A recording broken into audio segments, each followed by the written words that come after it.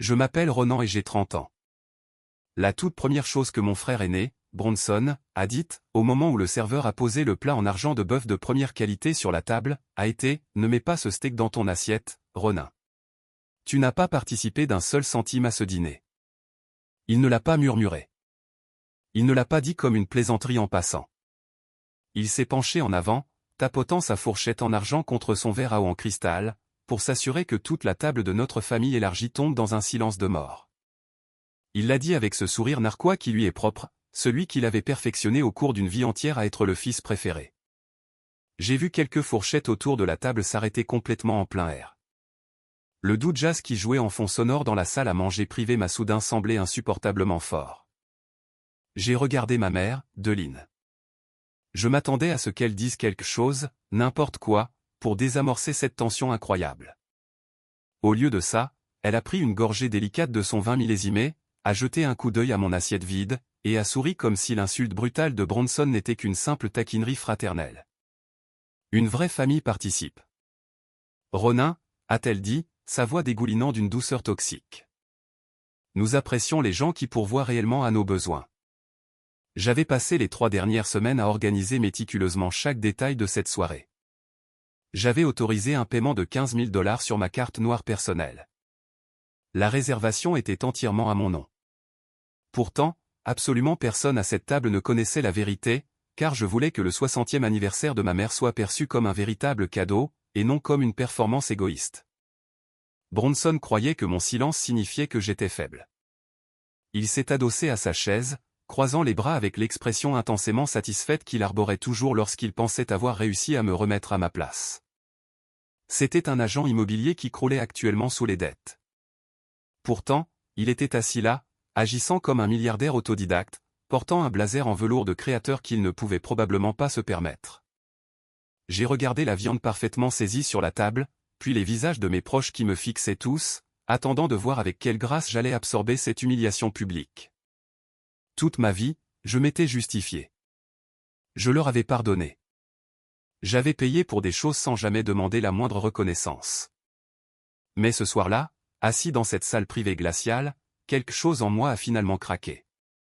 J'ai réalisé que leur donner une autre explication ne ferait que leur donner une autre occasion de mépriser ma valeur. Alors, je n'ai pas argumenté. Je n'ai pas élevé la voix. J'ai simplement esquissé un sourire très calme, terriblement froid.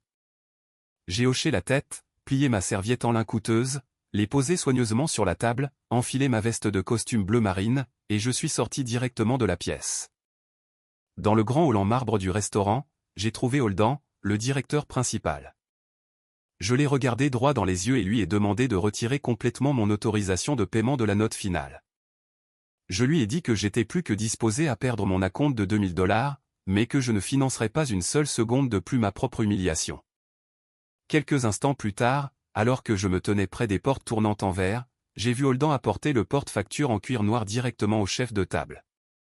Même à travers l'épaisse cloison vitrée, j'ai pu voir le sourire arrogant de Bronson disparaître complètement tandis qu'Holden s'adressait clairement à la salle. Le directeur a dit, l'homme au costume bleu marine a annulé le paiement par carte noire et m'a demandé de vous laisser ceci. J'ai vu la couleur quitter violemment tout leur visage, mais croyez-moi, cette énorme facture impayée n'était que le début du cauchemar auquel ils allaient être confrontés. Avant de vous raconter exactement ce qui s'est passé après que je sois parti et le chaos absolu qui a éclaté lorsque ma famille a ouvert ce porte-facture noir, dites-moi quelle heure il est là où vous êtes en ce moment, d'où regardez-vous cette vidéo? Et quel temps fait-il dans votre ville aujourd'hui? Je suis toujours si curieux de voir jusqu'où ces histoires voyagent à travers le monde. Pour vraiment comprendre pourquoi j'ai annulé un paiement de $15 000 sans sourciller, et pourquoi mon frère se sentait si à l'aise de me traiter comme un déchet devant tout le monde, vous devez savoir comment cette dynamique toxique s'est construite. Vous devez remonter en arrière pour voir les fondations de mensonges que ma famille avait érigées. J'aimerais pouvoir vous dire que ce dîner était un incident isolé, un malentendu rare qui a simplement dégénéré. Mais la triste vérité est que ma famille a toujours fonctionné comme une machine parfaitement huilée et que mon seul rôle dans cette machine était d'être le moteur invisible qui alimentait la brillante façade de Bronson. Faisons une petite visite de mon musée personnel de la souffrance. Regardons la première pièce d'exposition. J'avais 19 ans. Je cumulais 2 emplois épuisants entre mes cours à l'université, juste pour pouvoir m'offrir une berline d'occasion en piteux état. Elle n'avait rien de spécial, mais elle était à moi. Je l'avais achetée avec mon propre sang, ma sueur et mes larmes. Bronson, de son côté, avait 23 ans, fraîchement diplômé d'un cursus qu'il avait à peine terminé, et essayait de lancer sa carrière dans l'immobilier de luxe. Un après-midi, il a pris ma voiture sans demander. Il a dit à mes parents qu'il avait besoin d'un véhicule pour faire visiter des maisons à des clients de haut vol, et sa voiture de sport en leasing était au garage. Il a conduit ma voiture jusqu'à l'épuisement, grillant complètement la transmission parce qu'il ne savait pas conduire correctement une boîte manuelle. Quand le mécanicien m'a présenté une facture de réparation de $2000, j'étais anéanti. J'ai confronté Bronson, m'attendant à des excuses et à l'argent pour la réparer. Au lieu de cela, mon père, Alistair, est intervenu. Mon père est un homme qui évite les conflits comme la peste, choisissant toujours la voie de la moindre résistance, ce qui signifiait généralement me jeter sous les roues du bus. Papa a regardé le sol et a marmonné que Bronson essayait juste de se construire une image professionnelle. Ma mère était encore pire. Elle m'a dit que j'étais bien trop égoïste. Elle a dit, ton frère essaie de faire quelque chose de sa vie. Ronan, tu devrais être fier de le soutenir. Tu peux juste prendre quelques services supplémentaires pour couvrir les réparations. La famille est de la famille. J'ai payé les $2000 moi-même. Bronson n'a jamais dit merci. Pièce d'exposition numéro 2, ma remise de diplôme universitaire. Je m'étais cassé le dos à étudier tard dans la nuit, maintenant une moyenne parfaite pour conserver ma bourse d'études. J'ai payé pour mon propre dortoir, mes propres livres et ma propre nourriture. Le jour de ma fête de remise de diplôme, que j'avais également payé, Bronson s'est levé devant tous nos proches, a fait teinter son verre, et a prononcé un grand discours. Il a hardiment affirmé que c'était lui qui m'avait guidé tout au long de mes études. Il a lourdement laissé entendre que ses conseils financiers et son soutien émotionnel étaient les seules raisons pour lesquelles j'avais traversé cette étape. Je suis resté assis là, dans un silence stupéfait, regardant mes tantes et mes oncles essuyer les larmes de leurs yeux, applaudissant son incroyable dévouement fraternel. J'ai regardé mes parents. Ma mère lui souriait avec un regard de fierté pure et simple. Le regard exact dont j'avais rêvé toute ma vie. Quand la fête a été terminée, j'ai doucement demandé à ma mère pourquoi elle l'avait laissé mentir comme ça. Elle a levé les yeux au ciel et a soupiré, me disant que j'étais trop sensible. Elle a dit, « Pourquoi dois-tu toujours tout transformer en compétition, Ronan? Laisse ton frère avoir un bon moment. » Chaque fois que j'essayais de rectifier les faits, j'étais étiqueté comme le méchant jaloux. Chaque fois que je restais silencieux, Bronson prenait mon silence comme une permission écrite de voler mes réussites. Vous vous demandez peut-être, pourquoi ai-je continué à supporter ça? Pourquoi ai-je continué à offrir mes ressources, mon argent et mon temps à des gens qui ne me respectaient manifestement pas? J'aimerais vraiment avoir une réponse noble et saine pour vous. Mais la vérité est pathétique, au fond. J'étais encore ce petit garçon qui désirait désespérément que ses parents le regardent de la même manière qu'il regardait le fils préféré. En vieillissant et en réussissant brillamment dans l'industrie de la technologie, pour finalement devenir architecte de solutions principales, j'ai gagné beaucoup d'argent, une somme ridicule d'argent. Mais je vivais discrètement. Je conduisais une voiture fiable, portais des vêtements simples, et économisais agressivement. Je pensais que si je pouvais juste être assez généreux, si je pouvais résoudre assez de leurs problèmes sans jamais me plaindre, ils finiraient par voir ma valeur. Je croyais que mon succès financier pourrait m'acheter une place à la table de leur affection. Mais les familles toxiques ne fonctionnent pas comme ça. Elles ne voient pas votre générosité comme un cadeau. Elles la voient comme une attente de base. Elles considèrent votre succès non pas comme quelque chose à célébrer, mais comme une ressource communautaire qu'elles ont tout à fait le droit de drainer. Et rien n'a exposé cette sombre réalité plus clairement que la planification de la fête du 60e anniversaire de ma mère. C'était le piège ultime. Et je suis tombé droit dedans, complètement aveugle au fait que mon propre frère aiguisait le couteau qu'il prévoyait de me planter dans le dos. Tout a commencé 3 semaines avant l'incident. Ma mère m'a appelé, laissant tomber de lourds sous-entendus sur le fait qu'elle voulait une célébration marquante pour son 60e anniversaire. Elle n'arrêtait pas de soupirer de façon dramatique, parlant de la façon dont ses amis partaient en croisière ou louaient de grandes salles de bal. Dans notre famille, les demandes simples ne restaient jamais simples très longtemps. Plus tard dans la soirée, Bronson a détourné la conversation de groupe de la famille. Il a envoyé un énorme paragraphe décrivant sa grande vision. Il a hardiment déclaré qu'il allait tout gérer. Il a promis une nuit de luxe absolu, affirmant qu'il voulait offrir à maman le traitement royal qu'elle méritait. Tante Cora a répondu avec 5 émojis d'applaudissements. Le cousin Jess l'a appelé le fils de l'année. Ma mère a répondu par une note vocale, pleurant littéralement de joie. J'ai juste regardé les messages défiler, sentant ce creux familier et lourd dans mon estomac. Mais voilà le truc avec Bronson. Il est fantastique pour peindre un beau tableau, mais il est totalement incapable d'acheter la toile. 2 jours plus tard, la réalité a frappé. Les lieux qu'il envisageait exigeaient des acomptes non remboursables substantiels. Les traiteurs voulaient des effectifs garantis et des contrats signés. Soudain, le fils préféré a cessé de répondre à la conversation de groupe. Il était mystérieusement trop occupé par de fausses visites immobilières pour répondre à son téléphone. Ma mère m'a appelé, la voix tremblante, paniquée à l'idée que son anniversaire de rêve s'effondrait. Ce fut mon moment de faiblesse. Ce fut le moment où j'ai laissé mon besoin désespéré de son approbation l'emporter sur ma logique. Je lui ai dit de ne pas s'inquiéter. Je lui ai dit que je m'occuperais de la logistique en coulisses. J'ai décidé de réserver une salle à manger privée au Sterling Apex. Pour le contexte, le Sterling Apex est le restaurant haut de gamme le plus exclusif de notre ville.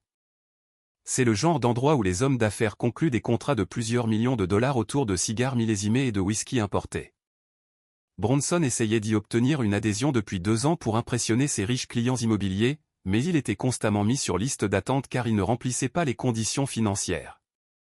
Moi, cependant, j'y étais déjà un client privilégié car mon entreprise de technologie organisait fréquemment des dîners d'entreprise dans leur salon privé. Je suis allé au restaurant un mardi après-midi et je me suis assis avec Holden, le responsable principal des événements. Holden était un homme vif et observateur qui ne manquait absolument rien. Nous avons élaboré une soirée magnifique, un menu personnalisé, un décor élégant argenté et bleu car c'étaient les couleurs préférées de ma mère, et un quatuor à cordes privé. J'ai tendu à Holden ma lourde carte noire en métal. J'ai payé un acompte non remboursable de $2000 sur le champ et j'ai signé une préautorisation pour le solde restant, portant le total du forfait estimé à $15 000 tout rond. J'ai explicitement dit à Holden que c'était un cadeau privé. Je ne voulais pas de discours de remerciement. Je voulais juste que ma mère passe une soirée parfaite où personne ne se disputerait pour l'argent. Le lendemain matin, Bronson est réapparu dans la conversation de groupe de la famille. Il a posté une photo de la grande entrée du Sterling Apex. Il a écrit « Tout est entièrement sécurisé. L'Apex est réservé. Seulement le meilleur du meilleur pour notre mère. » Ma mâchoire est littéralement tombée en lisant cela. Il s'attribuait tout le mérite de la réservation de $15 000 à laquelle il n'avait pas contribué d'un seul centime. La conversation a explosé d'éloges pour lui. J'étais assis à mon bureau dans l'entreprise de technologie, fixant mon téléphone. Je me sentais absolument nauséeux. Mon collègue et ami proche, Cal, est passé avec son café et a vu l'expression sur mon visage. Je lui ai expliqué la situation. Cal a juste secoué la tête, me regardant comme si j'étais complètement fou. Il a dit « Ronin, qu'est-ce que tu fais? Tu es littéralement en train d'acheter le pistolet avec lequel il va te tirer dessus. Il porte ton manteau à la fête et il va dire à tout le monde qu'il l'a acheté. Tu dois mettre fin à ça tout de suite. » J'ai défendu ma famille. J'ai dit à Cal que ce n'était pas grave, que je voulais juste que maman soit heureuse, et que si Bronson avait besoin de ce coup de pouce à l'ego, ça ne me faisait pas de mal de rester silencieux. Cal m'a regardé avec une profonde pitié. Si, ça te fait du mal, mec. Tu le laisses t'effacer. J'ai ignoré l'avertissement de Cal. Je me suis convaincu que je prenais la voie de la sagesse. Je pensais être le pourvoyeur mature et silencieux. Mais Cal avait entièrement raison, car au moment où Bronson a réalisé qu'il avait accès à un événement de luxe financé par un portefeuille sans fond, sa cupidité incontrôlable a pris le dessus et la situation a rapidement dégénéré de manière totalement incontrôlable. Une fois que Bronson s'est fermement établi comme le faux hôte aux yeux de la famille, il a commencé à se comporter comme s'il possédait le restaurant. Et comme j'avais demandé à Holden de garder ma participation financière discrète, Bronson a supposé qu'il avait carte blanche pour manipuler les détails de l'événement. Le cauchemar a commencé avec un fil de discussion par email. Holden nous avait mis en copie, moi et Bronson, sur l'itinéraire de l'événement, puisque Bronson avait appelé agressivement le restaurant en prétendant être le principal point de contact pour la reine de la soirée. Mercredi, Bronson a répondu à un email concernant les plats du dîner. Il a écrit « Laissons tomber le filet mignon standard. Surclassons le plat principal avec du bœuf wagyu japonais à 5 pour les 20 invités. Ajoutons aussi 3 plateaux de fruits de mer avec du caviar premium pour le cocktail. Mon frère couvrira les petits changements. » J'ai fixé l'écran. Ces petits changements ajoutaient plus de $3000 à la facture. Avant même que je puisse taper une réponse, un autre email est arrivé. Bronson voulait changer le vin maison pour un Bordeaux millésimé qui coûtait $400 la bouteille. Il voulait des orchidées importées au lieu des roses locales que j'avais choisies. Chaque fois qu'il exigeait un luxe absurde, il ajoutait la phrase « Mon frère s'occupera de la facture » au bas du message. J'ai immédiatement pris mon téléphone et appelé Holdan. J'ai complètement contourné les emails. J'ai dit au directeur d'un ton très calme mais ferme, absolument aucune modification ne doit être traitée. Le menu reste exactement tel que je l'ai signé. Je suis le seul payeur autorisé sur ce compte. Si Bronson demande quoi que ce soit d'autre, vous le refusez. Vous lui dites qu'il doit fournir sa propre carte de crédit pour toute addition. N'ajoutez pas un seul dollar à ma note sans mon consentement verbal et écrit direct. Holdan, en véritable professionnel, a instantanément compris la dynamique familiale. Il s'est excusé pour la confusion et a verrouillé le dossier financier. 2 heures plus tard, mon téléphone a sonné. C'était Bronson. Il n'a pas dit bonjour. Il a juste commencé à crier. « Pourquoi es-tu si difficile » a-t-il exigé, sa voix résonnant bruyamment comme s'il était en haut-parleur dans sa voiture. J'ai essayé de surclasser le bœuf et le vin, et le directeur m'a dit que ma carte était requise. « Pourquoi as-tu gelé le compte » J'ai gardé une voix égale. « Parce que c'est mon compte, Bronson. Le dîner coûte déjà $15 000. Si tu veux du bœuf wagyu et du vin millésimé, tu es plus que bienvenu pour le payer toi-même. Sors ta carte platine. » Il a ricané bruyamment. Un son plein de venin et d'arrogance. « Tu gagnes tellement d'argent dans ta petite boîte de tech, Ronin. Mais tu es tellement incroyablement radin. Tu rends toujours l'argent si bizarre. Tu essaies activement de gâcher l'anniversaire de maman juste pour me contrarier. Tu gâches son sourire. » J'ai mis fin à l'appel. Je n'ai pas crié en retour. J'ai juste raccroché. Cette phrase m'a dit tout ce que j'avais besoin de savoir. Tu rends toujours l'argent si bizarre.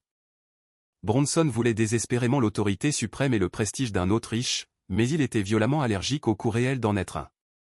Je pensais que le fait d'arrêter les modifications avait résolu le problème. Je pensais avoir réussi à protéger mes limites tout en maintenant le dîner intact. Mais j'étais stupide. J'étais tellement concentré sur les énormes changements financiers que j'ai complètement ignoré une mise à jour mineure par email que Holdan avait envoyée tard le vendredi après-midi. L'objet était « Révision de la présentation d'anniversaire ». Je l'ai parcouru, j'ai vu qu'il n'y avait pas de frais supplémentaires, et je l'ai archivé. Si je m'étais réellement arrêté pour lire le contenu de cet email, j'aurais vu que Bronson avait contacté le lieu pour changer l'inscription sur le gâteau d'anniversaire. Il avait demandé à la pâtisserie de retirer les mots « de la part de tous tes enfants » et de les remplacer par « avec un amour infini » de la part de Bronson et de la famille. Plus important encore, il avait envoyé au photographe de l'événement une liste de plans stricts, lui demandant explicitement de me garder hors de tous les portraits de famille principaux, affirmant que j'étais timide devant l'objectif et que je préférais ne pas être photographié. Il ne se contentait plus de voler le mérite. Il effaçait activement et systématiquement mon existence de toute la soirée. Il concevait une réalité où mon argent était le sien et ma présence était complètement inutile. Et mes parents, que ce soit par pure ignorance ou par aveuglement volontaire, le laissaient faire. Je suis entré dans ce restaurant le soir de la fête en pensant que j'offrais à ma mère un magnifique cadeau. Je n'avais aucune idée que j'entrais dans une chambre d'exécution et que mon propre frère était celui qui tenait la hache. Le soir de l'événement est arrivé. J'ai quitté le travail plus tôt, suis retourné à mon appartement, et j'ai enfilé un costume bleu marine élégamment taillé. Je ne voulais pas me faire remarquer, mais je voulais avoir l'air respectueux pour l'anniversaire marquant de ma mère. Je suis arrivé au Sterling Apex 45 minutes avant l'arrivée prévue des invités. Je suis entré dans la salle à manger privée, et cela m'a coupé le souffle. Les arrangements floraux argentés et bleus étaient magnifiques. Les verres en cristal brillaient sous les lumières tamisées et chaudes. Le quatuor à cordes accordait doucement ses instruments dans un coin. C'était parfait. Holden s'est approché de moi avec une tablette. Nous avons passé en revue les chiffres finaux avec les taxes, les frais de la salle privée, la nourriture et le pourboire standard. La facture finale s'élevait exactement à 15 200 $. Ma carte noire était déjà enregistrée en toute sécurité dans leur système, prête à être débitée automatiquement juste après le service du dessert. J'ai signé l'autorisation finale, remercié Holden pour son travail méticuleux, et j'ai pris une profonde inspiration. Puis la famille est arrivée. Bronson est entré avec 30 minutes de retard, faisant un spectacle grandiose de son entrée. Il portait ce ridicule blazer en velours écrasé, les cheveux parfaitement coiffés, tenant le bras de ma mère comme s'il escortait une reine dans un château qu'il avait construit de ses propres mains. Ma tante Cora et mon cousin Jess les suivaient de près, adulant absolument Bronson. « Oh mon Dieu, Bronson, cet endroit est incroyable », a pratiquement crié tante Cora, en regardant les murs en acajou et le personnel privé. « Tu as dû dépenser une véritable fortune. » Bronson a agité la main avec dédain, affichant un sourire humble très étudié. « Rien n'est trop cher pour notre mère, tante Cora. Je voulais juste m'assurer qu'elle est le meilleur du meilleur. » Il a fallu beaucoup de nuits tardives à conclure des affaires pour y arriver, mais voir son sourire en vaut la peine. Je me tenais près du bar privé, un verre d'eau pétillante à la main, le regardant leur mentir en plein visage. J'ai senti un œuf froid se serrer dans mon estomac, mais j'ai gardé la bouche fermée. Quand il a été temps de s'asseoir pour le premier plat, je me suis approché de la table. Holden avait placé d'élégants cartons nominatifs en argent à chaque siège. En tant qu'hôte réel qui avait réservé la salle, mon carton était placé en bout de table, directement en face de ma mère. Avant même que je puisse tirer la chaise, Bronson m'a heurté l'épaule brutalement. Il a pris mon carton nominatif, l'a jeté tout au bout de la longue table près de l'entrée de la cuisine, et a placé son propre carton au siège d'honneur.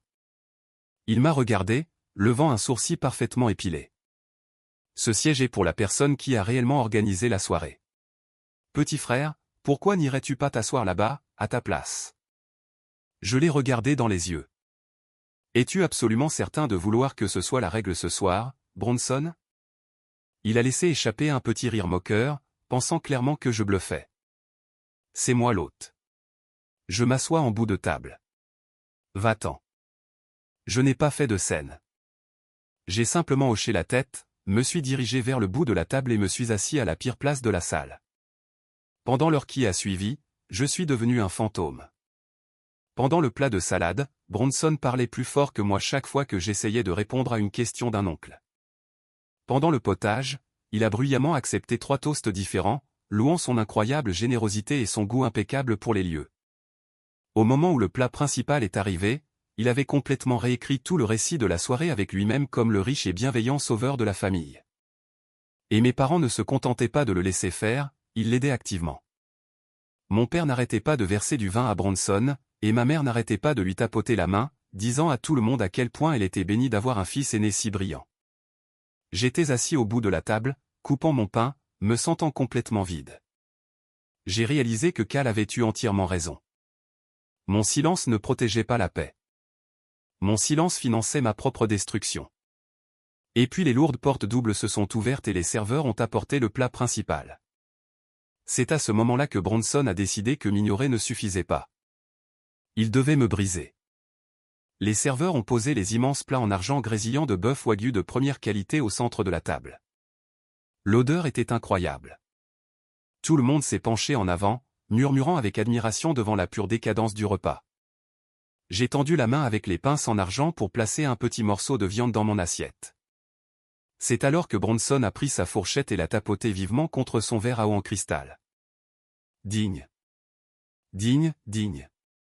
La conversation autour de la table s'est instantanément tue. Les 20 visages se sont tournés pour le regarder, puis ont suivi son regard jusqu'au bout de la table. Droit sur moi.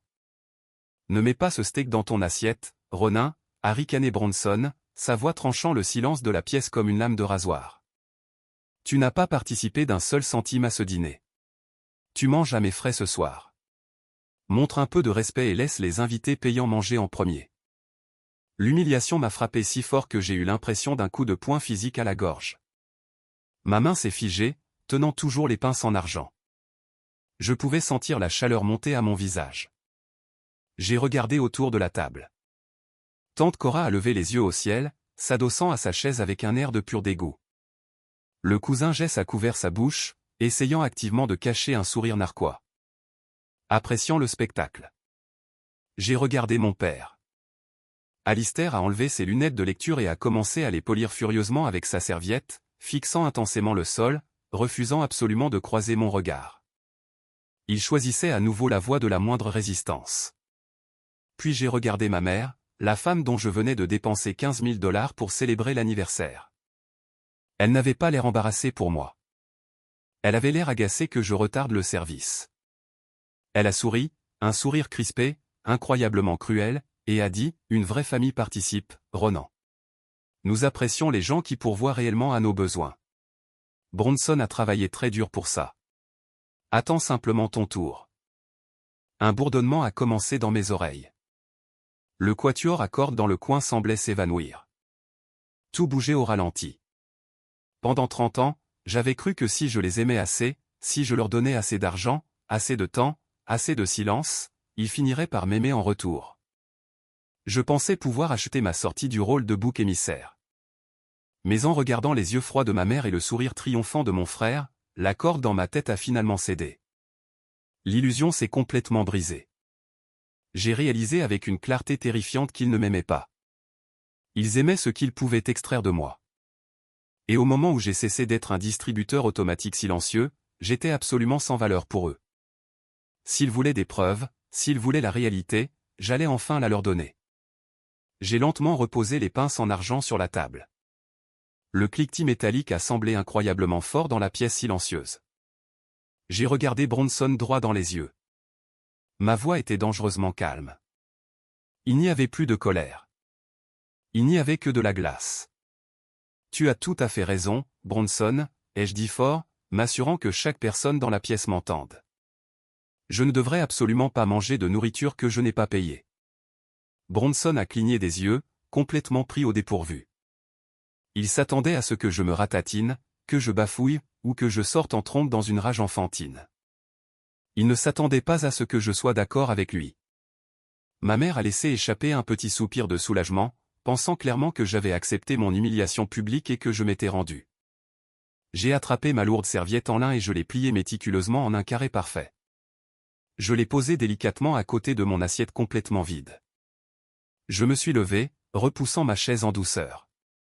Ne sois pas si dramatique, Ronin, a ricané Bronson, essayant de reprendre le contrôle de la salle. Assieds-toi et mange ton repas gratuit. Je ne suis pas dramatique, ai-je répondu, en prenant ma veste de costume bleu marine du dossier de la chaise. Je corrige simplement l'arrangement financier. J'ai enfilé ma veste, les boutonnés, et je me suis éloigné de la table. J'ai descendu le long couloir moquetté, poussé les lourdes portes en bois, quittant entièrement la salle à manger privée. Je ne suis pas allé au parking. Je suis allé directement au grand comptoir de réception dans le hall. Holden était là, examinant quelques papiers. Holden, ai-je dit, ma voix parfaitement stable. Avez-vous déjà débité la préautorisation sur ma carte noire pour le règlement final? Non, monsieur, a-t-il répondu poliment. Nous effectuons le débit final après que le dessert a été débarrassé. Bien, ai-je dit. Annulez-le. Retirez immédiatement ma carte noire du dossier. Je renonce à mon acompte de 2000 $. Imprimez le solde restant pour la nourriture, la salle et les boissons. Apportez cette facture finale directement à l'homme assis au siège de l'hôte, dans le blazer en velours. Holden s'est figé, son masque professionnel se fissurant juste une fraction de seconde. Monsieur, si je retire votre carte, le solde restant de plus de 13 000 $ deviendra immédiatement exigible auprès des invités à l'intérieur. Je sais, ai-je dit, en regardant en arrière vers les portes vitrées de la salle à manger.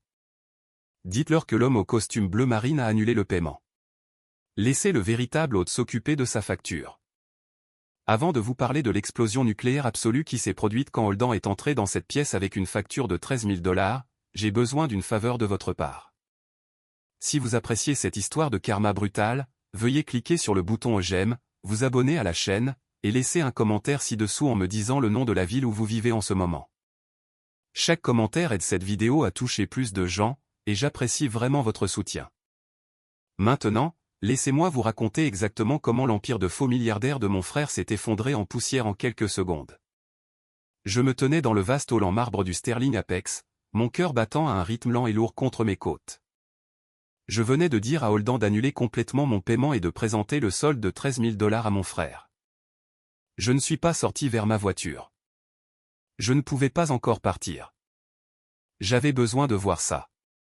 J'avais besoin d'être témoin du moment exact où l'illusion soigneusement construite de la vie parfaite de mon frère se briserait en 1 million de morceaux irréparables. Je me suis positionné près des immenses portes doubles en verre qui séparaient la zone de réception calme et faiblement éclairée du couloir principal animé menant aux salles à manger privées. Le verre épais étouffait les bruits du restaurant, mais offrait une vue cristalline de la pièce dont je venais de sortir. J'ai regardé Holden. C'était un maître en matière de sang-froid professionnel. Il ne s'est pas pressé. Il s'est calmement dirigé vers le pupitre de l'hôtesse, a tapé quelques boutons sur le système de points de vente élégant, et a attendu que le long reçu détaillé commence à s'imprimer. La machine a bourdonné doucement, crachant centimètre après centimètre de luxe détaillé, le bœuf wagyu à 5, le vin Bordeaux millésimé, les plateaux de fruits de mer importés, les arrangements floraux personnalisés. Holden a soigneusement déchiré la longue bande de papier, l'a pliée avec une précision absolue, et l'a glissée dans un lourd porte-facture en cuir noir. Il a lissé sa veste de costume, a pris le porte-facture, et a commencé la longue marche dans le couloir vers la salle privée. À travers la vitre, je pouvais voir ma famille assise autour de la table. Bronson était dans son élément. Il tenait un verre de vin, adossé au siège de l'hôte, riant bruyamment à une blague que mon cousin Jess venait de faire. Ma mère, Deline, regardait Bronson avec ce même sourire écœurant de fierté, complètement imperturbable par le fait que son plus jeune fils venait d'être publiquement humilié et chassé de son dîner d'anniversaire. Tante Cora applaudissait, clairement ravie de l'histoire que Bronson racontait. Il ressemblait à une famille riche et parfaite. Il semblait complètement intouchable. Et puis Holden a ouvert les lourdes portes en bois. La pièce est devenue silencieuse lorsque le directeur principal est entré. Bronson a bombé le torse, s'attendant clairement à ce que Holden lui demande si la nourriture était à son goût, ou peut-être à offrir une bouteille de champagne gratuite à l'homme de l'heure. Bronson a même levé la main, prêt à offrir un signe d'approbation magnanime. Holden n'a pas offert de champagne. Il s'est dirigé directement vers le chef de table. Il s'est tenu juste à côté de Bronson, sa posture parfaitement droite, son expression entièrement indéchiffrable. Holden a posé le lourd porte-facture en cuir noir directement sur la nappe en lin blanc, juste à côté de l'assiette de bœuf wagyu intacte de Bronson. Bronson a regardé le porte-facture, une lueur de véritable confusion traversant son visage. Il a levé les yeux vers Holden, son sourire étudié vacillant légèrement. « Qu'est-ce que c'est » a demandé Bronson, sa voix portant légèrement à travers l'entrebâillement des portes. « Nous n'avons même pas encore eu le dessert. L'hôte est censé régler la note à la toute fin de la soirée. » Holden n'a pas bronché. Il a parlé d'une voix claire et projetée qui garantissait que chaque personne dans cette pièce puisse l'entendre parfaitement. Le directeur a dit, l'homme au costume bleu marine a annulé le paiement par carte noire et m'a demandé de vous laisser ceci. Il a renoncé à son acompte de 2 000 $. Le solde restant pour la soirée est de 13 200 $, dû immédiatement.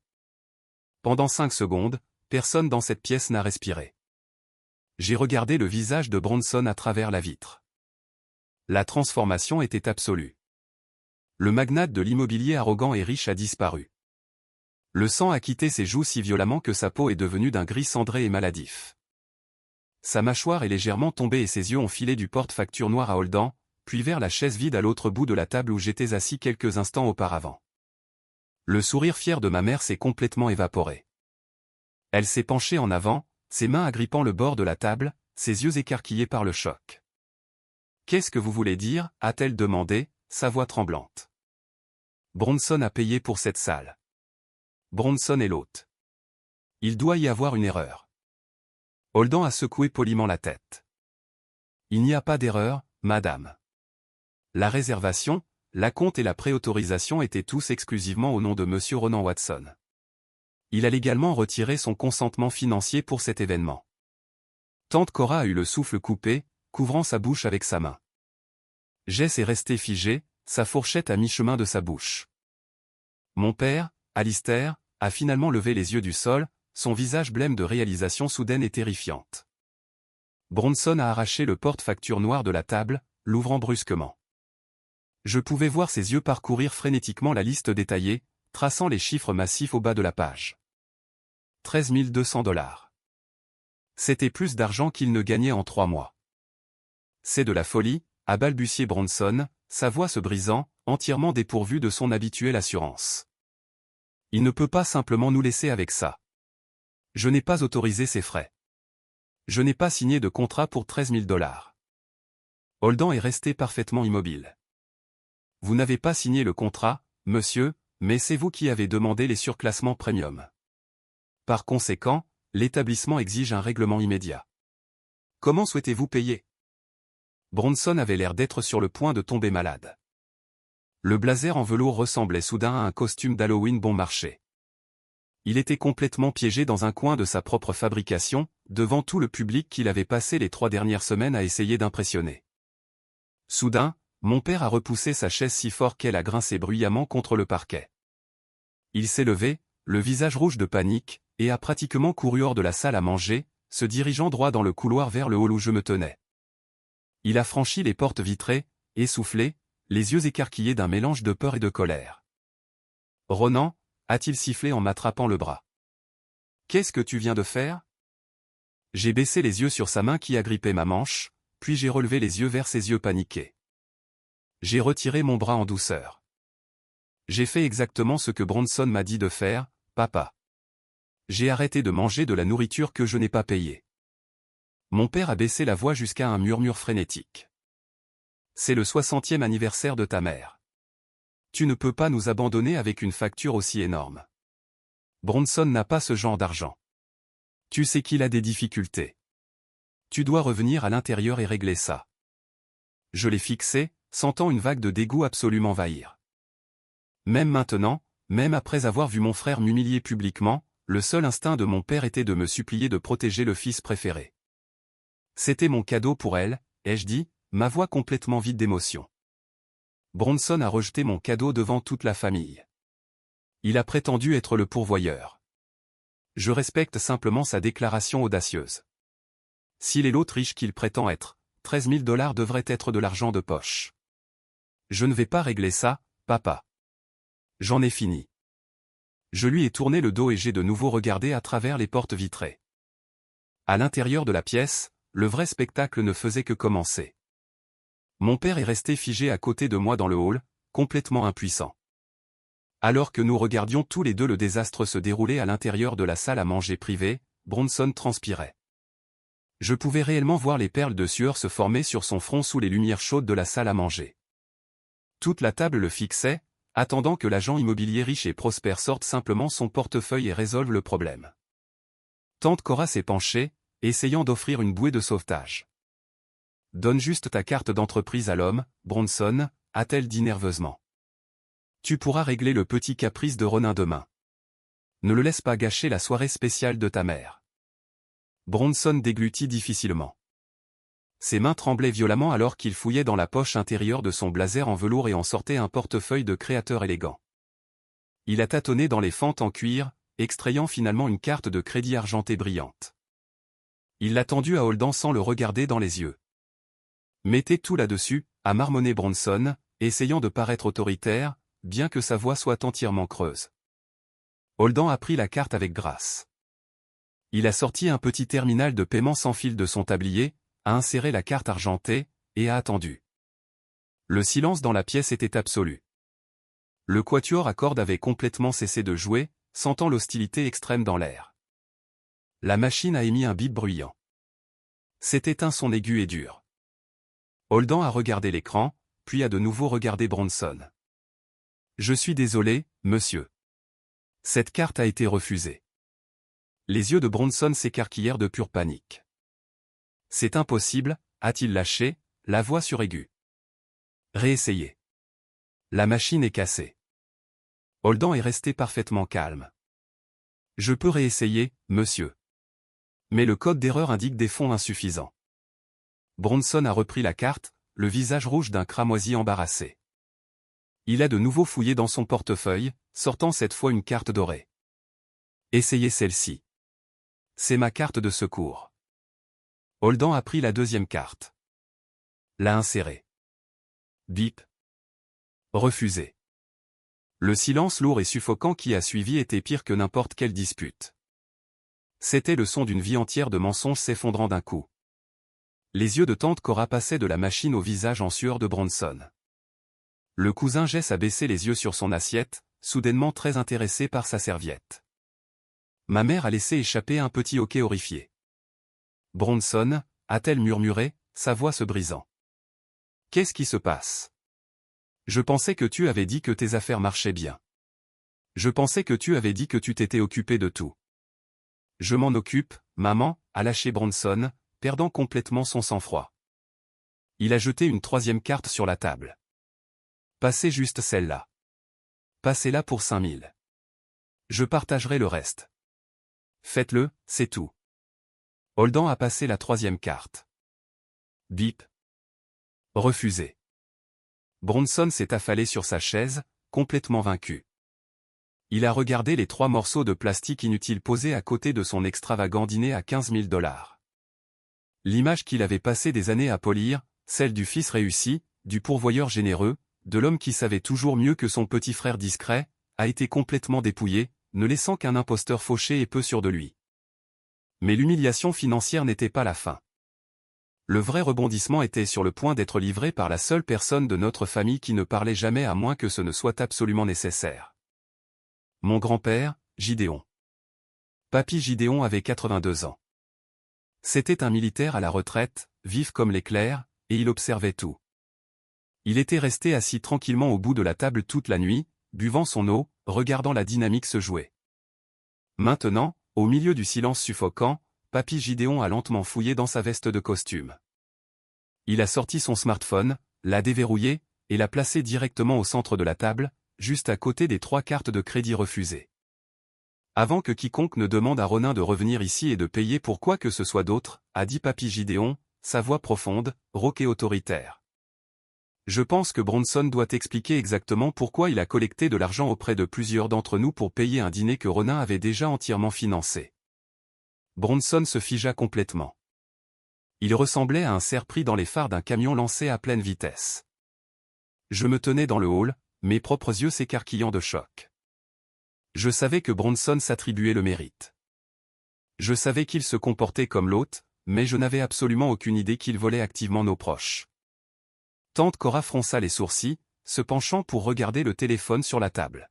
« Qu'est-ce que tu veux dire, Gideon ?» Papy Gideon a tapoté l'écran. Sur l'écran se trouvait un fil de discussion par SMS entre lui et Bronson datant de 2 semaines. Gideon a lu le message à voix haute pour que toute la pièce l'entende. « Salut papy », disait le message de Bronson. « J'organise un énorme dîner d'anniversaire de luxe pour maman au Sterling Apex. Je couvre la majeure partie des 15 000, mais chaque petit geste compte. Envoie-moi ta part de 500 $ d'ici vendredi pour que je puisse finaliser les arrangements floraux. » Papy Gideon a glissé vers la photo suivante. Sous le message se trouvait un reçu de virement bancaire numérique. Gideon avait envoyé 500 $ à Bronson. Tante Cora a eu le souffle coupé bruyamment. Elle a immédiatement fouillé dans son propre sac à main, sortant son téléphone. Ses mains tremblaient alors qu'elle ouvrait son application bancaire. « Attendez une minute », a-t-elle dit, sa voix montant de panique. Bronson m'a envoyé exactement le même SMS la semaine dernière. Il m'a dit que l'accord Mai-20 était en supplément. Je lui ai envoyé 300 $. Le cousin Jess a également sorti son téléphone, son visage devenant rouge de colère. « Tu te moques de moi ? Il m'a dit qu'il avait besoin d'aide pour couvrir le quatuor à cordes. Je lui ai envoyé 250 $ mardi. » En l'espace de 60 secondes, 4 parents différents assis à cette table avaient produit des reçus numériques. Bronson avait systématiquement envoyé des messages à la famille élargie, mentant sur le financement de l'événement, et avait collecté un total de plus de 2000 $ en espèces. Des espèces qu'il n'avait manifestement pas utilisées pour payer le dîner, étant donné que toutes ces cartes venaient d'être violemment refusées. La pièce ne regardait plus Bronson avec pitié. Il le regardait avec une fureur absolue et sans mélange. Bronson a regardé les reçus numériques sur les téléphones comme s'il s'agissait d'artefacts extraterrestres. Il a commencé à bégayer, levant les mains pour se défendre. Cet argent était pour les extras, a-t-il crié désespérément. C'était pour le transport, les pourboires, les frais cachés que Ronin a probablement oublié de prendre en compte. J'allais l'utiliser ce soir. Holden, qui se tenait tranquillement à observer le chaos, s'est avancé en douceur et a tourné sa tablette pour que les parents en colère puissent clairement voir le contrat détaillé. Je vous assure, a dit Holden calmement, le transport des invités a été payé directement à l'avance par Monsieur Ronan Watson. La facture florale est entièrement incluse dans le total du lieu que vous voyez ici. Le pourboire de 20% est également déjà pris en compte dans le solde final de 13 000 $. Il n'y a absolument aucun frais caché. Tante Cora a frappé la table de sa main. Alors où est mon argent, Bronson, a-t-elle crié.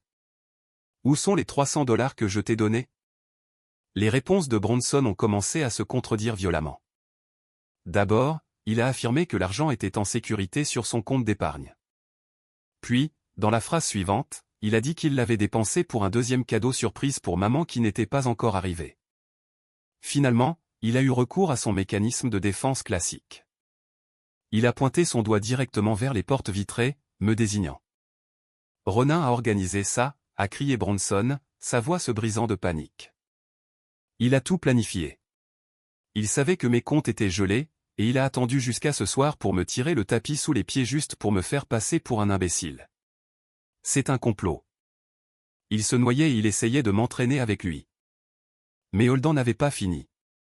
Holden a regardé Bronson, totalement impassible devant les cris frénétiques.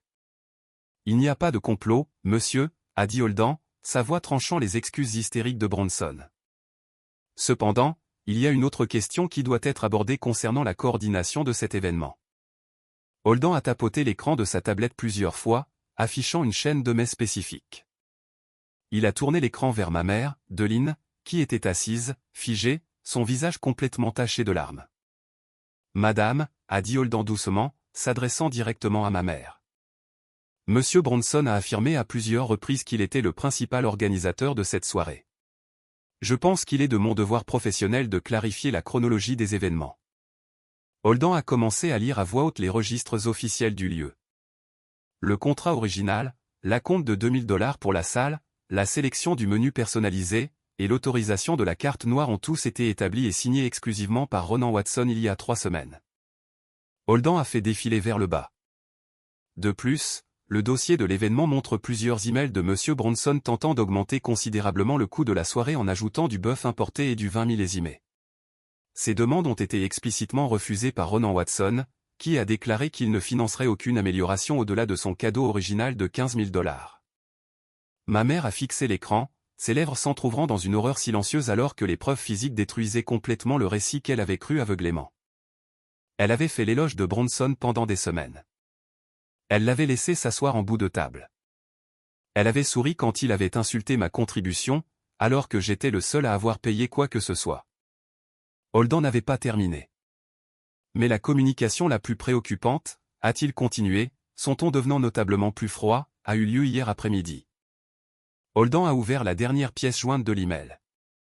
Il a lu l'objet à voix haute. Révision de la présentation d'anniversaire. Envoyé depuis l'adresse email de Bronson directement au coordinateur du lieu. Holden a lu le texte mot pour mot. Veuillez changer l'inscription sur le gâteau d'anniversaire. Retirez la phrase de la part de tous tes enfants et remplacez-la par avec un amour infini, de la part de Bronson et de la famille. De plus, veuillez demander au photographe de l'événement de s'assurer que Ronin ne soit pas inclus dans les portraits de famille principaux. Ronin est extrêmement timide devant l'objectif et préfère ne pas être photographié. Veuillez ne pas mentionner son nom lors de la présentation du gâteau. Il n'a pas contribué à la planification et préfère rester en dehors des projecteurs. Toute la salle à manger privée est tombée dans un silence de mort, horrifiant. C'était une chose de s'attribuer le mérite d'une fête. C'en était une autre de comploter activement et malicieusement pour effacer son propre frère des souvenirs marquants de sa mère. Ma mère a lu l'email sur la tablette 2 fois. Ses mains tremblaient si fort qu'elle pouvait à peine tenir ses lunettes de lecture. Elle a levé lentement les yeux, tournant ses yeux remplis de larmes vers Bronson. « Tu m'as dit que Ronin ne voulait pas être impliqué », a-t-elle murmuré, sa voix complètement brisée. Quand j'ai demandé pourquoi il était assis si loin, tu m'as dit qu'il avait demandé ce siège parce qu'il avait mal à la tête. Tu m'as dit qu'il agissait de manière égoïste. La bouche de Bronson s'est ouverte et fermée comme un poisson mourant. Il n'avait absolument plus aucune excuse. Les preuves physiques étaient là, juste devant eux, en noir sur blanc. Ma mère a regardé à travers les portes vitrées, croisant mon regard alors que je me tenais dans le hall. J'ai vu le moment exact où son cœur s'est brisé. J'ai vu la réalisation dévastatrice l'envahir, qu'elle avait activement participé à l'exécution émotionnelle du seul fils qui s'était réellement soucié de lui offrir une soirée parfaite. Alistair, mon père, s'est finalement éloigné de moi dans le hall. Il est retourné lentement dans la salle à manger. Il n'a pas regardé ma mère. Il n'a pas regardé les parents en colère. Il s'est dirigé droit vers Bronson. Bronson a levé les yeux vers lui, suppliant, « Papa, je peux expliquer. » « Paye la facture, Bronson, » a dit mon père. Sa voix n'était plus faible ou évasive. Elle était dure, directe et remplie d'une profonde honte. Bronson a laissé échapper un rire pathétique et cassant. « Avec quoi, papa ? Je n'ai pas 13 000. Mes affaires immobilières ont échoué. Je suis complètement fauché. » « Alors tu ferais mieux de commencer à appeler ta banque pour un prêt, » a interjeté Papy Gideon sèchement. « Parce que tu ne quitteras pas ce bâtiment tant que tu n'auras pas payé ce restaurant, et tu ne me reparleras pas tant que tu ne m'auras pas rendu mes $500. » Holden a poliment informé la table qu'il pouvait diviser l'énorme facture entre plusieurs cartes. Les 30 minutes suivantes furent une démonstration humiliante de bousculade financière. Mon père a atteint sa limite quotidienne sur 2 cartes de crédit différentes. Ma mère a dû se connecter à son application bancaire et transférer d'urgence des milliers de dollars de son compte d'épargne à long terme juste pour couvrir la nourriture qu'ils avaient déjà mangée. Tante Cora et le cousin Jess ont exigé que leur contribution soit appliquée à la facture, forçant Bronson à admettre qu'il avait déjà dépensé leur argent pour une montre de créateur qu'il s'était achetée plus tôt cette semaine-là. La soirée élégante et sans faille que j'avais méticuleusement planifiée s'est transformée en une collection chaotique et misérable de dettes et de disputes amères. Je ne suis pas resté pour les regarder manger le gâteau. Je n'en avais pas besoin. J'avais obtenu exactement ce que j'étais venu chercher. La vérité était révélée, et le bouclier protecteur de mon frère était définitivement brisé. J'ai fait demi-tour, suis sorti par les portes d'entrée du Sterling Apex dans l'air frais de la nuit, suis monté dans ma voiture et suis rentré chez moi. Pour la première fois de toute ma vie d'adulte, ma poitrine était complètement légère. J'ai mis mon téléphone en silencieux, l'ai jeté sur le comptoir de la cuisine, et j'ai dormi mieux que je ne l'avais fait depuis une décennie. Merci beaucoup d'être resté avec cette histoire jusqu'à ce moment précis. Si vous avez apprécié cette révélation choquante, laissez un commentaire avec le mot-clé « Fini » ci-dessous. C'est le code secret réservé aux spectateurs incroyables qui ont tenu jusqu'à la fin de la 3e partie. Je mettrai un cœur et répondrai personnellement à chaque commentaire qui inclut « Fini ». Et n'oubliez pas de vous abonner pour ne pas manquer la finale profondément satisfaisante à venir. Mais si vous pensez que Bronson a simplement accepté sa défaite et appris sa leçon, vous ne connaissez pas le fils préféré. Le lendemain matin, son désespoir l'a conduit directement à ma porte et le véritable changement de pouvoir a enfin commencé. Le lundi matin est arrivé. Le week-end avait été entièrement silencieux de mon côté. J'avais complètement ignoré les 47 messages textes frénétiques dans la conversation de groupe de la famille. J'ai ignoré les 6 appels manqués de ma mère et les messages vocaux en colère et désespérés de mon père me suppliant de simplement appeler pour en parler. J'ai mis mon costume, pris mon café, et je suis allé à mon bureau à l'entreprise de technologie. J'étais un architecte de solutions principales, gérant une équipe massive et m'occupant de contrats logiciels de plusieurs millions de dollars. Ma vie professionnelle était une forteresse de logique, de limites et de respect. L'exact opposé de ma dynamique familiale. À 10 heures du matin, la réceptionniste a appelé mon bureau. Elle semblait légèrement mal à l'aise. « Monsieur Watson, il y a un homme dans le hall qui exige de vous voir. Il dit qu'il est votre frère. Il refuse de partir. » J'ai soupiré, pinçant l'arête de mon nez. « Dites à la sécurité de se tenir prête, » ai-je dit calmement. « Je descends tout de suite. » J'ai pris l'ascenseur jusqu'au grand hall vitré de notre siège social. Bronson faisait les 100 pas près des canapés des visiteurs. La transformation depuis samedi soir était stupéfiante. Il ne portait pas de blazer en velours. Il portait une chemise à boutons froissés. Des cernes sombres pendaient lourdement sous ses yeux, et il ressemblait à un homme qui n'avait pas dormi depuis 48 heures. Quand il m'a vu franchir les tourniquets de sécurité, Il s'est précipité en avant, regardant nerveusement mes collègues passer.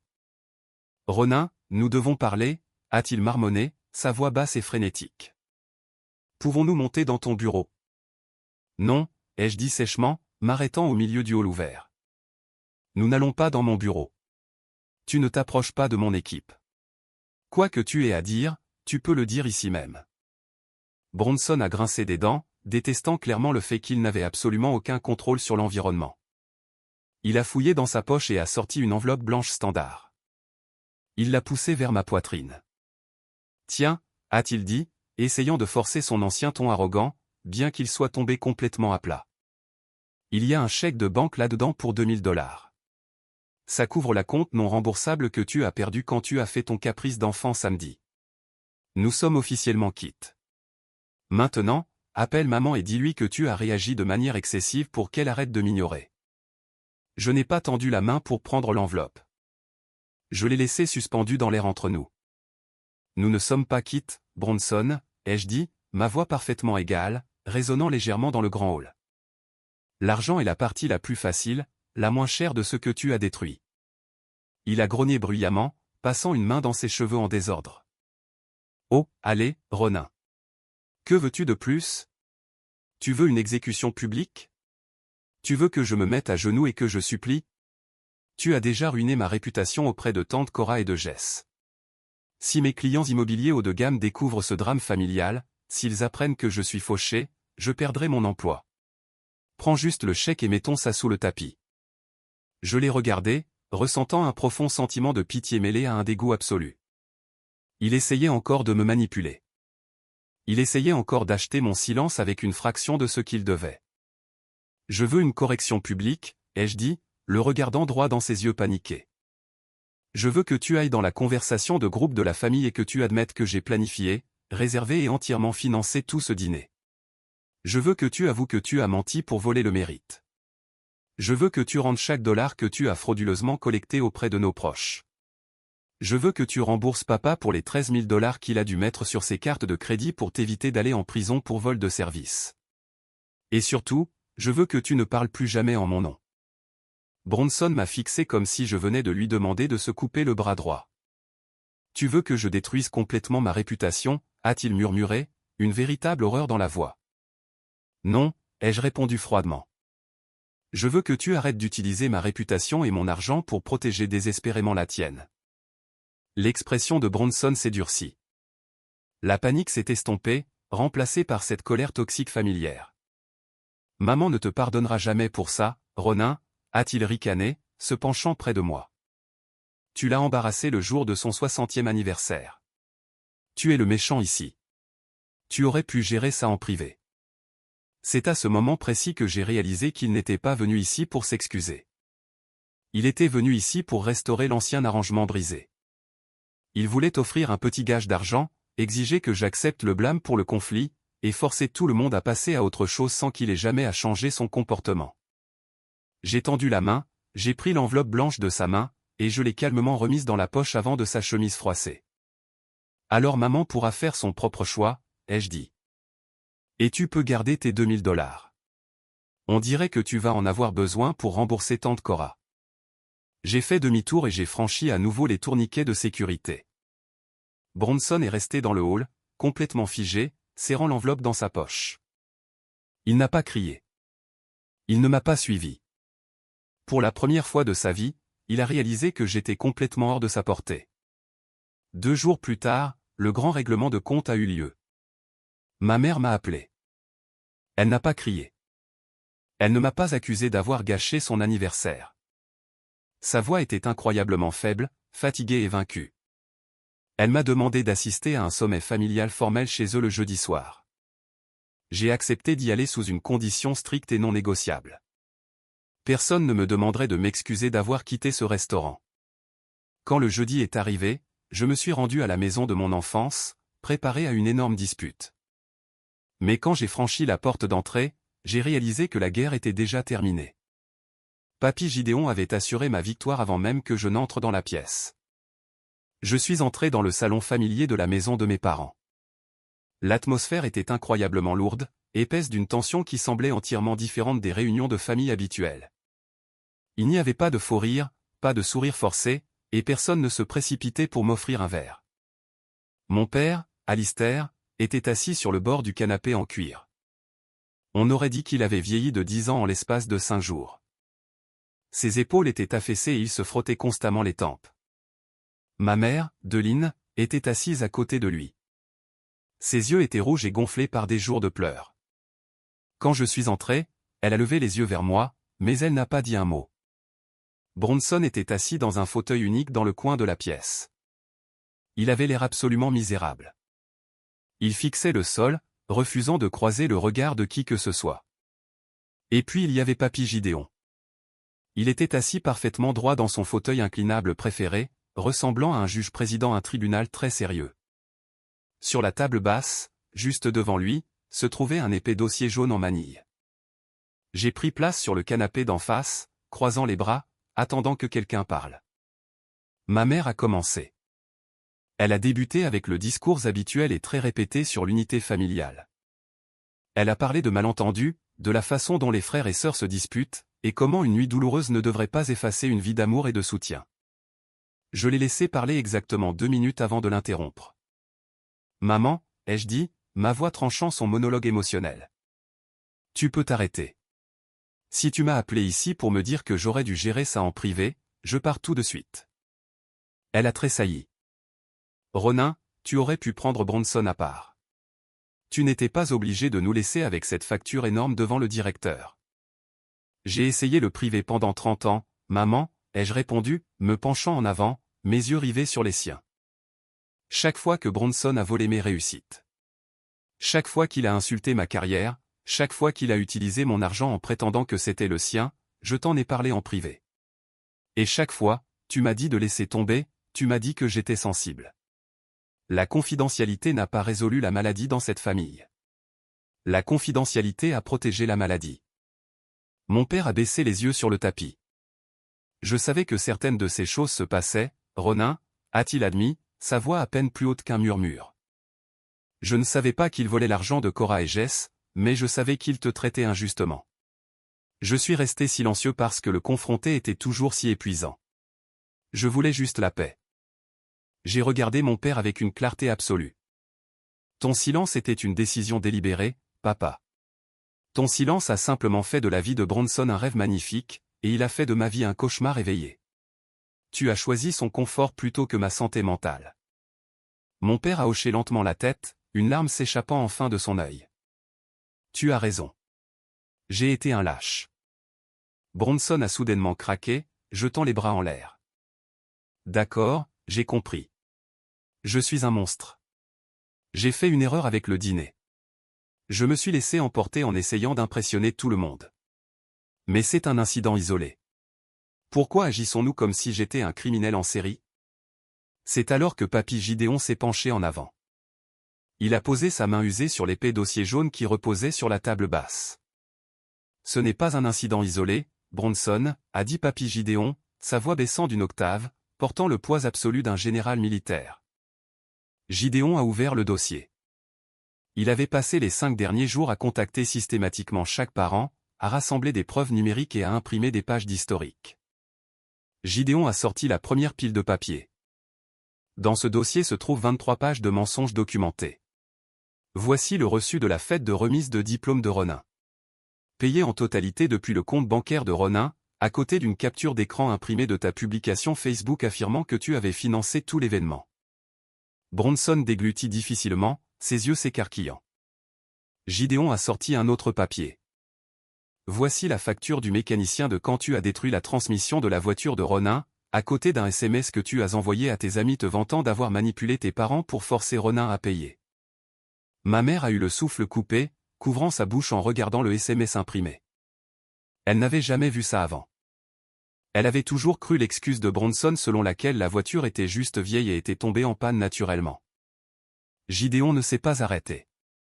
Il a sorti des chaînes de mails, des relevés de virements bancaires et des journaux de discussion de groupe.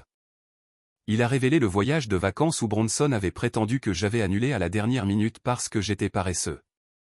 En réalité, les emails prouvaient que Bronson m'avait intentionnellement donné la mauvaise date de départ, me laissant bloqué à l'aéroport pour qu'il puisse prendre ma suite d'hôtel surclassée pour lui-même. Page après page, le volume de la trahison était suffocant. Toute l'histoire de notre dynamique familiale était mise à nu sur cette table basse, de manière totalement indéniable. Le visage de Bronson est passé de la colère défensive à une défaite absolue et écrasante. Il s'est enfoncé dans son fauteuil, enfouissant son visage dans ses mains. « Alors, qu'est-ce qui se passe maintenant » a demandé Bronson, sa voix étouffée derrière ses mains. Papy Gideon a répondu avant que quiconque ne puisse le faire. L'âge d'or est officiellement terminé. Voici les conditions. Premièrement, tu mettras en place un plan de paiement mensuel pour rembourser à ton père les 13 000 $ qu'il a dépensés pour te sauver de l'arrestation. Deuxièmement, tu rendras chaque centime que tu as volé à Cora, Jess et les autres d'ici demain matin. Gideon a fait une pause, regardant directement ma mère. Troisièmement, Deline, tu retireras immédiatement l'accès de Bronson au fonds d'urgence familial.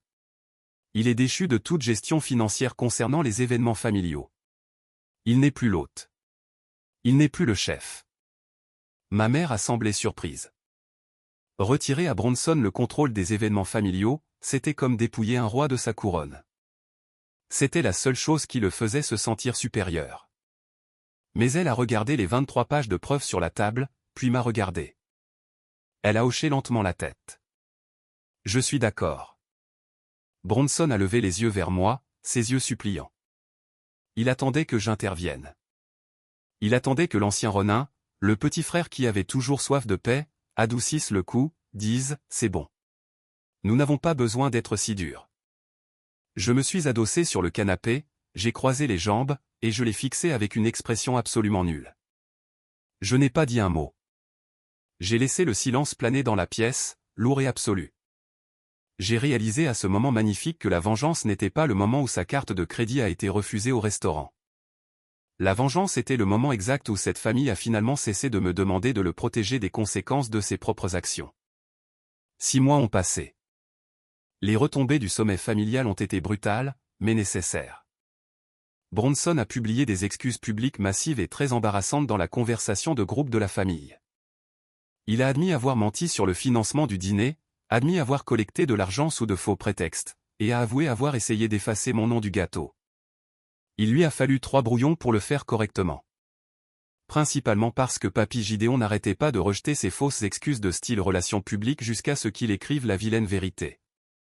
Tante Cora a exigé son argent immédiatement et a dit à Bronson qu'elle avait besoin d'une longue pause sans lui parler. Le cousin Jess s'est moqué de lui sans pitié pendant 1 mois avant de finalement bloquer son numéro. Mon père a en fait tenu bon, forçant Bronson à signer un échéancier de remboursement juridiquement contraignant pour les 13 000 $. Bronson a dû vendre sa voiture de sport en leasing et déménager dans un appartement plus petit juste pour effectuer les paiements mensuels. Quant à moi, j'ai enfin expérimenté ce que la paix signifiait vraiment. J'ai arrêté de proposer de payer pour des choses juste pour gagner leur affection. J'ai arrêté de rire des blagues conçues pour dénigrer ma carrière. J'ai arrêté d'expliquer mes limites à des gens qui étaient absolument déterminés à ne pas les comprendre. J'ai simplement vécu ma vie, me suis concentré sur ma carrière dans la technologie, et me suis entouré d'amis comme Cal, qui me respectaient pour qui j'étais, et non pour ce que mon portefeuille pouvait offrir. Puis, exactement 6 mois après la désastreuse fête d'anniversaire, j'ai reçu un SMS de ma mère. Elle m'invitait à un petit dîner de famille. Mon instinct immédiat a été de refuser respectueusement. Je ne voulais pas retourner sur le champ de bataille. Mais un deuxième message est arrivé. En pièce jointe se trouvait une confirmation PDF d'une réservation de dîner dans un restaurant italien tranquille de milieu de gamme. En dessous se trouvait une capture d'écran d'un reçu entièrement payé. Son message disait « Ronan, tu n'as besoin de rien organiser. Tu n'as besoin de rien payer. La facture est déjà entièrement réglée. Tu n'as qu'à décider si tu veux venir et me laisser être ta mère ce soir. » Cette distinction comptait profondément. Elle ne me demandait pas de pourvoir. Elle me demandait de participer. J'ai accepté l'invitation. Quand je suis arrivé au restaurant, il n'y avait pas de grand spectacle. Il n'y avait pas de photographe, pas d'arrangements floraux personnalisés, pas de vin millésimé. C'était juste une table normale dans un restaurant normal. Papy Gideon était assis en bout de table, m'offrant un sourire chaleureux et complice alors que j'entrais. Mon père s'est levé et m'a serré fermement la main, me regardant dans les yeux avec un respect sincère. Bronson était déjà assis. Il avait l'air complètement différent. Les blazers en velours tapa accent graveleuil avaient disparu, remplacés par un simple pull uni. Il avait l'air humble. Il n'a pas essayé de dominer la conversation. Il ne s'est pas vanté de ses affaires immobilières. Quand le serveur a apporté le plat principal, un grand plat familial de poulet rôti et de pâtes a été placé directement au centre de la table, juste entre Bronson et moi.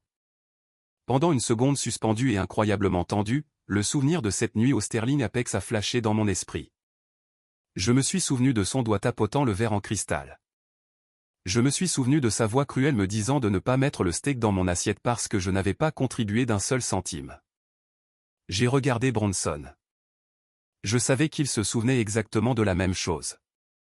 Bronson a tendu la main, a pris les pinces de service en argent, et a soigneusement pris un gros morceau de poulet, mais il ne l'a pas mis dans sa propre assiette. Il a déplacé les pinces, a placé la nourriture délicatement dans mon assiette, et m'a regardé. « Toi d'abord, Ronin », a dit Bronson doucement. C'était un très petit geste. Je n'étais pas assez naïf pour le confondre avec une transformation magique complète de son caractère. Je savais que le ressentiment persistait probablement au plus profond de lui, mais c'était une reconnaissance profonde de la nouvelle réalité. La dynamique de pouvoir avait changé de manière permanente. Il savait qu'il ne pourrait plus jamais m'écraser. J'ai hoché la tête, acceptant la nourriture sans m'excuser, sans me ratatiner, et sans dire merci. J'ai simplement commencé à manger. Plus tard dans la soirée, ma mère a levé son verre d'eau. Elle n'a pas fait de grand discours théâtral. Elle m'a regardé directement de l'autre côté de la table.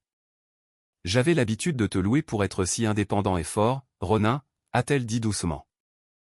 Mais ce que je voulais vraiment dire, c'est que je m'attendais à ce que tu survives sans mon soutien pour que je puisse me concentrer entièrement sur ton frère. J'avais incroyablement tort. Ta générosité n'a jamais été une obligation, et tes limites ne sont pas une punition. J'apprends à être la mère que tu mérites vraiment. Elle ne m'a pas demandé de lui dire que tout allait bien. Elle n'a pas exigé un pardon immédiat. Elle a juste énoncé la vérité, a pris une gorgée d'eau, et a laissé l'espace exister entre nous. Cette retenue était la plus belle excuse qu'elle aurait pu me faire. La famille n'est jamais revenue à l'ancienne version de la normalité. Bronson n'était plus le chef automatique. Mon père ne se cachait plus des conversations inconfortables, et je ne payais plus le droit d'entrer pour être traité comme un être humain. Chaque fois que je me souviens d'être sorti de ces portes vitrées dans mon costume bleu marine, laissant cette facture de 13 000 $ sur la table, je ne pense pas aux 2 000 $ d'acompte que j'ai perdu. Je pense à l'énorme partie de mon âme que j'ai finalement cessé de donner à des gens qui ne la valorisaient pas. J'ai acheté ma liberté et elle valait chaque centime. Alors, dites-moi honnêtement, si votre frère ou votre sœur vous traitait comme un distributeur automatique et que vos parents les applaudissaient, auriez-vous annulé ce paiement de 15 000 $? Suis-je le méchant pour être parti ou auriez-vous fait exactement la même chose? Faites-moi part de vos réflexions dans les commentaires ci-dessous. Si cette histoire a résonné en vous, veuillez cliquer sur le bouton j'aime, vous abonner à, et partager vos propres expériences.